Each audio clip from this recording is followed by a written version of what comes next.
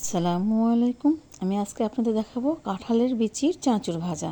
এটা কীভাবে রান্না করতে হয়, ভাজতে হয় সেটা। তো প্রথমে আমি কাঁঠালের বিচিগুলো এই তেনা এইভাবে নিয়ে একটা কাপড় নিলেই হবে, নিয়ে এইভাবে আপনি কাপড়ের মধ্যে আটিটা নিয়ে এইভাবে সুন্দর করে কাটতে হবে। মানে একদম জিলি জিলি করে লম্বা বলেই কাটবেন।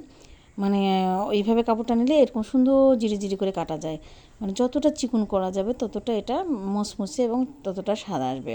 তো আমি এই যে কেটে নিয়ে ধুয়ে নিচ্ছি, আর এর মধ্যে আমি পরিমতো তেল দিয়ে এবং পেঁয়াজ মরিচ দিয়ে ভেজে নিচ্ছি। একটু লাল ভাজি হওয়ার পরেই আমি এখন কাঁঠালের বিচিটা দিয়ে দিচ্ছি এর মধ্যে, মানে ধুয়ে রাখা বিচিটা। আর ওর মধ্যে থেকে পানিটা কিন্তু ভালো করে ঝরাই নেবেন, কোনো যেন পানি না থাকে।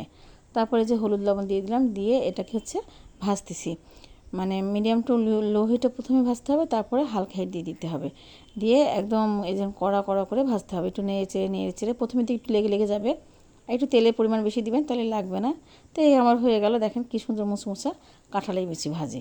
তো এইভাবে আপনারা খাবেন, এমনি শুধু শুধুও খাওয়া যাবে, আবার ভাত পোলাও দিয়েও খাওয়া যাবে।